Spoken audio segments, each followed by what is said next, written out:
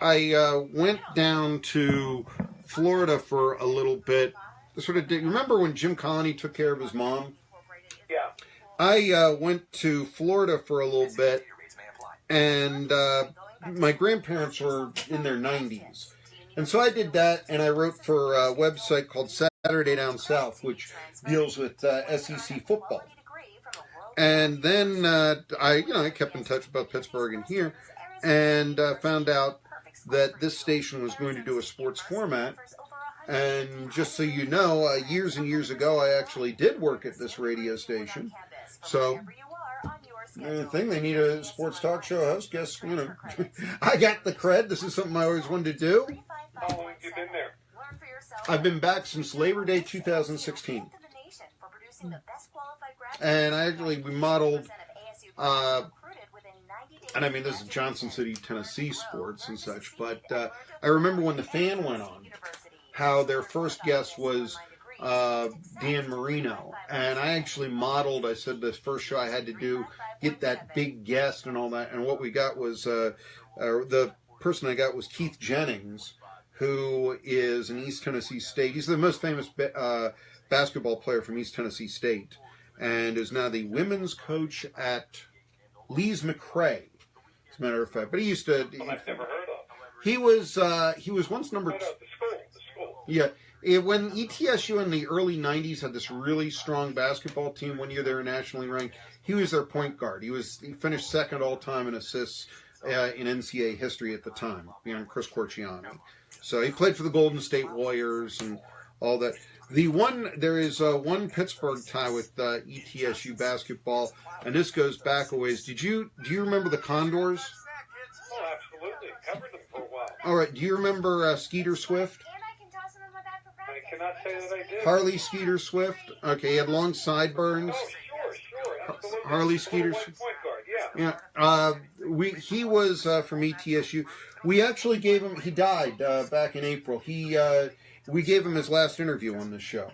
Okay. And he was, and I remember, it was the end of the show, and I said, oh, thanks, Con. And, you've got the back end, and he heard, oh, you're from Pittsburgh? And the next 15 minutes, and unfortunately he only lived for another month, so I didn't have a chance to take him up on this. So he's like, I got to show you all my stuff, this. And, he would go on, he'd talk about the Lamont restaurant, and how I was thinking, boy, the Condors ate at the Lamont? That's, who knew they made that much money? But no, he was extraordinarily kind and a good interview and all that. So anyway, let's bring you back here now. Let's see here as we go. Now, what is your on here name? Mark? It's Marky, actually, Marky. I thought you said Mark when you I may have. I don't know. I may have. Here we go. He used to work for Gary Shields, right? Yeah. It was great. I did that 7 years. Yeah. I did that 7 years. It was fantastic. I gave you a Mike Lang phone number. You did, yes, and I really appreciate the Bill Roth credit too here. Anyway, coming back here with Bob Smizik, who is a Hall of Fame voter, and also in my days writing for the Pittsburgh Post-Gazette, baseball Hall of Fame voter. In my days writing for the Pittsburgh Post-Gazette, he was a lead sports columnist. He was really a guy that a lot of people in Pittsburgh, it was must read. And as I said, I remember one time years ago interviewing Johnny Majors, and it just came out of him without any prodding, his praise for Bob Smizik as a writer. So that should tell you, the Tennessee audience, one of the reasons why we have him on today. But the 6 players that Bob Smizik voted on for Cooperstown were Barry Bonds, Roger Clemens, Chipper Jones, which will make the Braves fans here on 1420 NBC Sports Radio Tri-Cities very happy, Edgar Martinez, Jim Tomei, and Manny Ramirez. Now, one of the unique things is now, correct me if I'm wrong, Bob Smizik, but the ballots now are going to be made public. It used to be that they were very private, you'd put in, and unless you yourself wanted to say that this is who I'm voting for, nobody knew. But now they're going to release the votes. Is that correct? Much like the AP poll? I don't think it's correct. And I'm sorry. What Okay. happened, the Baseball Writers Association of America, who does the voting, agreed to public their ballots. The Hall of Fame, however, is not doing that. In fact, the baseball writers are upset that the Hall of Fame did not agree to do that. Now,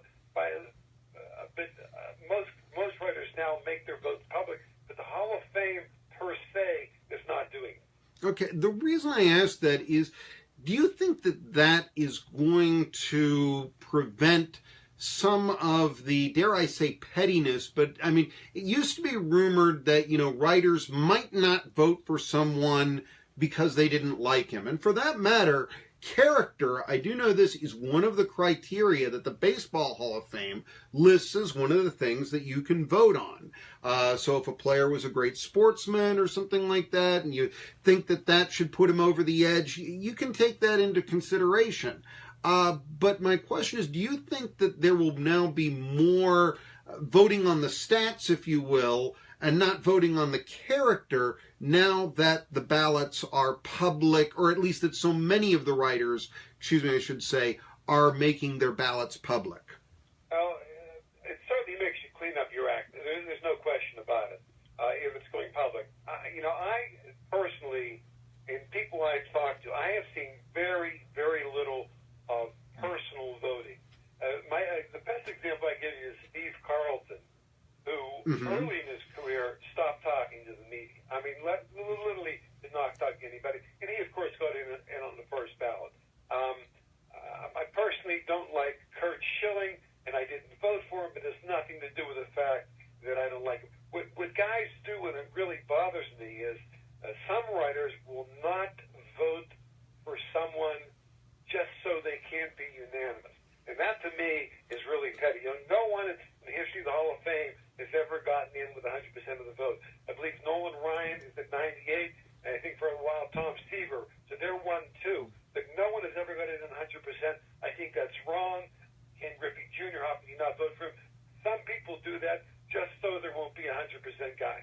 I remember Mike Downey years ago when Lou Brock went into the Hall of Fame. I remember reading as a younger man a story in the Sporting News, and it was like, there were 23 people who didn't vote for Lou Brock. How do you not vote for Lou Brock? He's Lou Brock. How is this not a Hall of Famer? And that was the first time that I really started to realize that, yeah, you've got some people that won't vote for someone just for the reason you stated. Although of the ballots so far that I have seen, there is no one sending in a blank ballot. That's something that sometimes when people have done when they don't feel that there should be anybody on the current list for the Hall of Fame. But that's not really a problem with the 33 people here on the ballot. There are certainly a lot of great candidates here. Now, one thing I noticed, you didn't vote for any relief pitchers. I mentioned DHs, that some may say that's not a complete player. I guess one could also make the argument pitcher who pitches 1 or 2 innings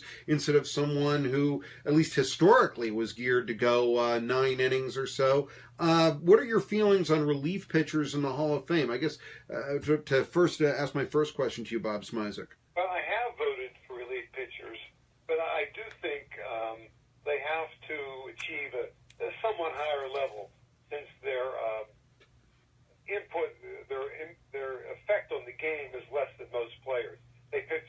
Nowadays they pitch 1 inning. And I voted for Rollie Fingers. I voted for Dennis Eckersley. I did not vote for Bruce Sutter, and I have not been voting for Trevor Hoffman. I did not vote for Lee Smith. I just really think it's kind of like maybe a kicker in football. You've got to be the elite of the elite to get in with me for a relief pitcher. And I have thought Eckersley and Fingers had that level. There's no one until Mariano Rivera comes along that I would vote for. Did you vote for Hoyt Wilhelm back in the day, or was that before your time? I believe it was before my time, and he's certainly in a different category. He wasn't a 1-inning guy when he was released. Yeah. He pitched multiple innings, and he started for some time too. But I think he was in before I started voting. And also, I think he had a home run his first major league at bat and never hit another one. if memory serves. I think well, the one thing I mean, he's a little before my time, Bob Smizik, but they've got the old record album of Bob Prince announcing a home run that Wilhelm allows to Willie Stargell, and he says Wilhelm with his neck leaned over to first base, and of course, if you looked over to first base with a man on as much as he had, your neck would lean that way too. It's just a great line. Bob Smizik here. I guess the other, is there any, as a longtime Hall of Fame voter, is there any standard that you put out that if this player achieves this number, he's going to make the Hall of Fame? 500 home runs, 3,000 hits, something of that nature, 300 victories. Are there any standards like that that you use for criteria for voting for Hall of Fame? All of those used to be almost automatic. I think with the voters trending towards more analysis and the kinds of numbers, I don't think those do it for you anymore. I personally did not vote for Craig Biggio, even though he had 3,000 hits. He is the only person with 3,000 hits that I have not voted for, but I would not allow that. To me, that is no longer get you into the Hall of Fame. Nothing to do with I thought Biggio might be a PED guy. I just thought he was his 3,000 hits was more longevity than anything else, and I wasn't going to put him in there. Well, Bob Smizik, another question I wanted to ask in terms of criteria and all this is defense. It's well established. I mean, we look at offense more than defense. This has got to hurt a player like Omar Vizquez from his quest to make the Hall of Fame. But at what point, how much do you try to put defense into who you're voting for the Hall of Fame? Well, defense is important. And, people like to say there's three phases of the game: defense, pitching, and hitting. And there are, but they're certainly not equal. I think that defense is the least important of the three. Pitching and hitting, I think, are much more important. I can tell you this: if they put me in the Major League batter's box, I could stand up there for an hour and not hit anything. Yeah. If they stuck me at second base and hit me some grounders, I could catch most of them. So I think hitting's a lot harder than playing in the field. I did not vote for Vizquel. I gave it some long and hard thought because he was just a wonderful player to watch in the field, but his offense was simply not just. The offense has been a little bit better. I probably would have voted him in because he's one of the best fielders I've ever seen. I'm surprised to hear that because when I looked at his numbers, I saw the 2,700 odd hits, Bob Smizik, and I said, boy, I didn't realize he had that many hits. I think if I had a vote, I might vote for Omar Vizquel because of those 2,700 hits. That's just shy of 3,000, but that didn't do it for you. Why not? Overall, there's a lot of longevity involved there. I think with Vizquel, if I was going to vote for someone with 2,700 hits, I know you'll appreciate this, it would have been Al Oliver. Yeah. He didn't make it. Vizquel doesn't get my vote either. Omar played a long time. I think if you looked at his batting average and his on-base percentage, you would be less impressed. Now, you mentioned that, there used to be criteria like 500, 3,300 that would get you into the Hall. Fred McGriff, 493 home runs, same amount as Lou Gehrig. Is 493 not close enough to 500 for you? I did not vote for McGriff. That is another. That's a really tough decision there. But as I told you earlier, those numbers do not rule me anymore. 500 home runs, 300 pitching victories, and 3,000 hits. Fred McGriff, Larry Walker, another guy, very, very close. Just, you've got to have a cutoff somewhere. In my cutoff, those guys were below the line. Do you think there's a New York bias in the Hall of Fame voting? I mean, I used to hear, hey, it's put up baseball writers. It's a New York organization. Certainly Yankees get a lot of attention. And Mike Messina is making a strong case, although after 270 victories, the rest of his stats aren't really that tremendously outstanding. Is there a New York bias in your opinion? There is, and there used to be more. When I first got into the Baseball Writers Association, well, you can imagine, just think about how many newspapers there were in New York, how many newspapers there were in Pittsburgh. There were three of the most ever in Pittsburgh. New York used to have 6 or 7. So, because of the point, there probably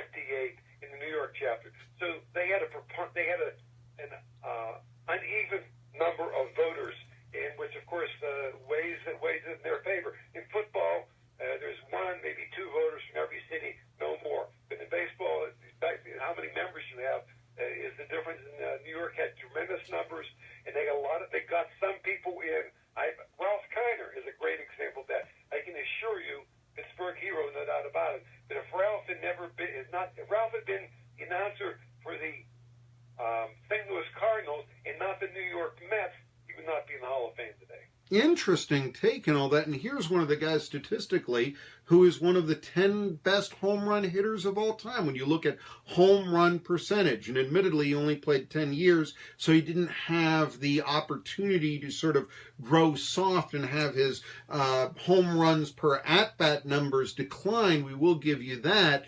But still, by that standard, how can you vote, how can you not be impressed with someone who led the league in home runs in each of his first 7 years in the major leagues? I've always been impressed with the home run totals. I'm very impressed with Ralph Kiner, too.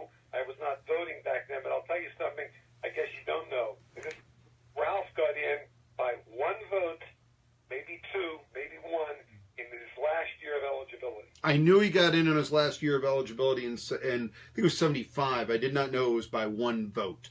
And that was back when it was 15 years to make the Hall of Fame. Now it is 10. Why did they change that? Wonderful guy, Ralph Kiner. Oh, I did meet him once when I covered the Mets. So actually met him twice, and it was quite like he said, longtime Pirates fan and all this, and yes, he enjoyed telling me the story about home run hitters drive Cadillacs and singles hitters drive Fords. Very gracious man. I'm sure you learned that. Oh yes. Hey, one other thing. Why is it now 10 years to make it to the Hall instead of 15? They're just trying to make it a little bit more difficult to keep the Hall of Fame to the elite? I think the conventional wisdom of that is this: the Baseball Hall of Fame did that, and they did that mainly to keep the so-called PED guys out of there. In other words, if you're on the ballot for 15 years, there's a better chance you'll get in than if you're on for 10 years. I think it was directly related to those guys and an attempt to keep them out of the Hall of Fame. I'm sure, as you probably know, Joe Morgan, who was involved with it, who's in the Hall of Fame and is involved with it, wrote a strong letter to all the voters this year, telling them not to vote for Bonds, Clemens, etc., because of the PED. And I know that some of the older guards, Bob Feller, for instance, was very big on don't you put Pete Rose in here. Some of the older members of the Hall of Fame did not want someone who had his name tainted with gambling and such. Right. But the players are much more they're more discriminating than the writers. Interesting. And many of them, in fact, vote on the Veterans Committee, although it's not called the Veterans Committee anymore. Could you explain to me some of the changes that have been made? So many changes over the years, it's really difficult to keep track of it. And there used to be a Veterans Committee. In fact, that's how Bill Mazeroski got in, which was maybe about 20 people, and they did not often take people in. That was changed, I believe, for about 3 or 4 or 5 years. They took no one in. Now there's ERA committees. So there's a committee to look over players who played from, say, 50 to 65, just guessed on the year 65 to 80, etc.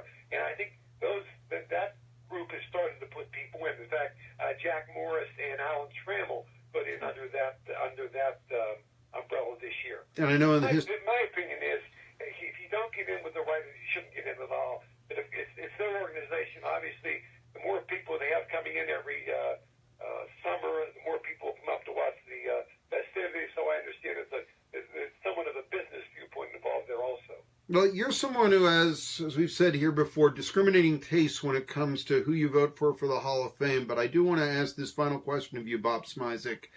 Is there someone out there that you think deserves to be in the Hall who is not? I really don't think so. I really don't think so. I think there's a lot of people who are in there who don't belong. I can't think of anybody off the top of my head who is not in there. Yeah, a lot of people say, well, look, Phil Rizzuto's in the Hall of Fame, so therefore so-and-so should be in the Hall of Fame. Well, the fact of the matter is Phil Rizzuto shouldn't be in the Hall of Fame. And because there are lesser people in it doesn't mean I'm going to vote for someone who has their same level of skills. Dave Parker's a great example. Jim Rice is in, so therefore Dave Parker should be in. Well, I love Dave Parker as a player. I didn't vote for Jim Rice, so I'm not voting for Dave Parker, because his career just didn't have the kind of longevity that was required to make the Hall of Fame for about 6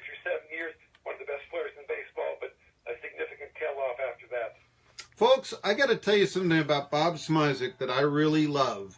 And it's one story that it's the number one rule that he has about sports writing: root for the story, not for the team. And Bob Smizik, that's one of the reasons why I wanted to have you down here in the Tri-Cities, because sometimes and I talk about this on my show, I often don't feel that that's what is done in the local media. But the journalist, Bob Smizik, how he voted on the Hall of Fame, and his insights on the voting. I can't thank you enough, Bob. It's great. We'll try to do this some other time. Marky, my pleasure. Before I go, let me say one thing. You said Johnny Majors said some nice things about me. That goes back 10 times for me. What a wonderful gentleman and what a great football coach. Okay, there you are. Tri-City Sports Now continue our final segment after this.